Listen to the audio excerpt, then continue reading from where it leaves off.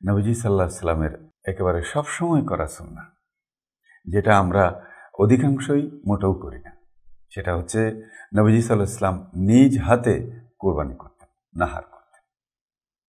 নবী সাল্লাল্লাহু আলাইহি সাল্লাম পশুকে কিবলামুখী করেছেন এবং খুব সহজে, কম কষ্ট দিয়ে যেভাবে জবাই সম্পন্ন হয় সেভাবে তিনি নাহার করেছেন, জবাই করেছেন এবং তিনি দোয়া পড়েছেন। আমরা এটাকে দোয়া বলে থাকি বা যাই বলি, নবী সাল্লাল্লাহু আলাইহি সাল্লাম আসলে তাঁর সমর্পণের বাক্যগুলোই উচ্চারণ করেছেন, তার তাকওয়ার বাক্যগুলোই উচ্চারণ করেছেন।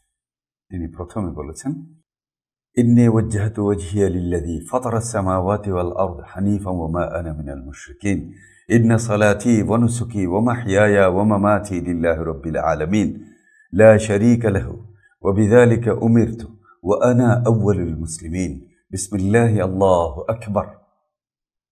এতটুকু আপনি পড়তে না পারলেও কোনো অসুবিধা নেই, আপনি শুধু বিসমিল্লাহি আল্লাহু আকবার তো বলতে পারবেন। বাস বিসমিল্লাহি আল্লাহু আকবার বলে বাকিটা আপনি মনে মনে বলুন। আপনার তাকওয়ার সমর্পণ, আপনার নিয়ত, আপনার ভালোবাসা, আপনার প্রেম।